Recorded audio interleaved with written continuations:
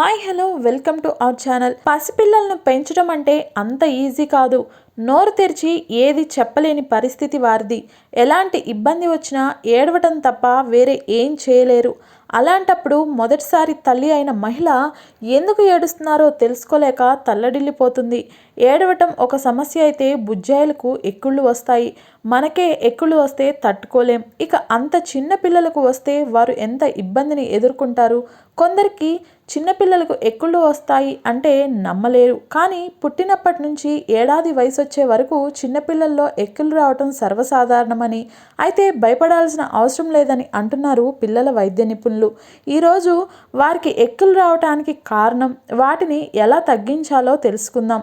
ఎక్కుళ్ళు రావటానికి కారణం డయాఫ్రమ్. ఇది సన్నని అస్థిపంజర కండరం. ఛాతి భాగంలో ఉండే ఈ కండరం ఛాతిని పొట్టను వేరు చేస్తుంది.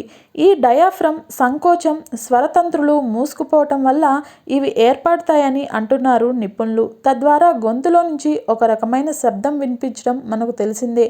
ఇలా ఎక్కుళ్ళు వస్తున్నప్పుడు బేబీ అసౌకర్యాన్ని దూరం చేయాలంటే కొన్ని చిట్కాలు పాటించాలి. బర్ఫింగ్ చేయాలి.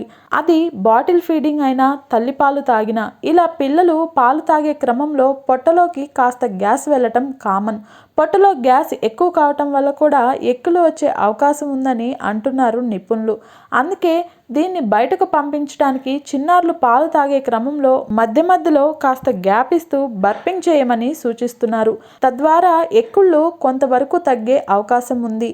బర్పింగ్ అనగా పాపాయిని కూర్చోబెట్టి నెమ్మదిగా వెన్నులో పైనుంచి కింద దాకా తట్టడం.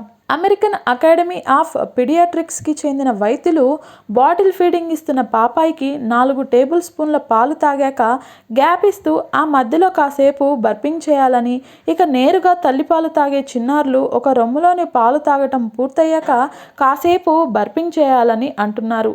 ఇలా బర్పింగ్ చేసిన తర్వాత నెమ్మదిగా వెన్నులో పైనుంచి కింద దాకా తట్టితే తద్వారా వారికి పొట్టలోని గ్యాస్ బయటికి వెళ్ళిపోయి కాస్త ఉపశమనం కలుగుతుంది. పాసిఫియర్తో కేవలం పాలు తాగే క్రమంలో పొట్టలోకి వెళ్ళే గ్యాస్ కారణంగా చిన్నారులందరిలో ఎక్కుళ్ళు రావు. కొంతమంది పిల్లల్లో ఎక్కువగా నవ్వటం వల్ల కూడా ఎక్కుళ్ళు వచ్చే అవకాశం ఉందని అంటున్నారు వైద్యులు.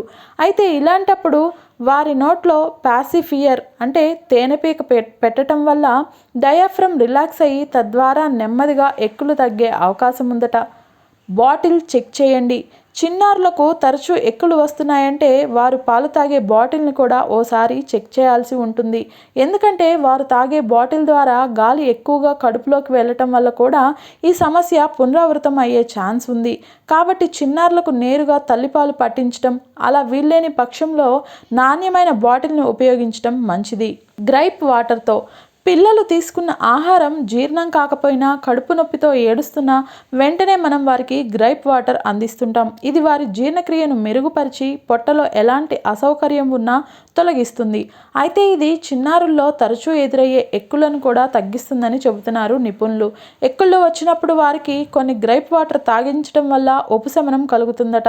అయితే తక్కువ ధరకు వస్తుందని ఏదేదో కొనేయటం కాకుండా మంచి బ్రాండెడ్ గ్రైప్ వాటర్ని పిల్లలకి రోజు తాగించడం మంచిది. తద్వారా వారిలో కడుపులో నొప్పి, మలబద్ధకం, అజీర్తి వంటి సమస్యలున్నా తగ్గిపోతాయి. చిన్నపిల్లల విషయంలో నాణ్యమైన వాటినే ఎంచుకోవాలి. ఎన్ని చిట్కాలు పాటించినా తగ్గకపోతే వారిని వెంటనే డాక్టర్ దగ్గరికి తీసుకెళ్లటం మంచిదనేది నిపుణుల అభిప్రాయం. ఎందుకంటే కొందరు పిల్లల్లో కొన్ని ఆరోగ్య సమస్యలుంటే ఎక్కులు కూడా వస్తాయి. కాబట్టి వాటంతట అవే తగ్గుతాయని నిర్లక్ష్యం చేయకుండా పదే పదే ఎక్కులు వచ్చినా ఎక్కువసేపు తగ్గకుండా చిన్నారులను ఇబ్బంది పెట్టినా డాక్టర్ని సంప్రదించడం ఉత్తమం. ఎక్కులు రాకుండా ఇలా జాగ్రత్త పడండి. చిన్నారికి బాగా ఆకలేసినప్పుడే పాలు పట్టండి. పాలు కొద్ది కొద్దిగా ఎక్కువ సార్లు పట్టడం. పాలు పట్టాక పావుగంట నుంచి అరగంట పాటు పాపాయిని నిటారుగా కూర్చోబెట్టండి. బాటిల్ ఫీడింగ్ అయితే బాటిల్ నిప్పులు పూర్తిగా బేబీ నోట్లో ఉండేలా చూసుకోవాలి. అలాగే వారికి పాలు అందుతున్నాయా లేదా గమనించాలి.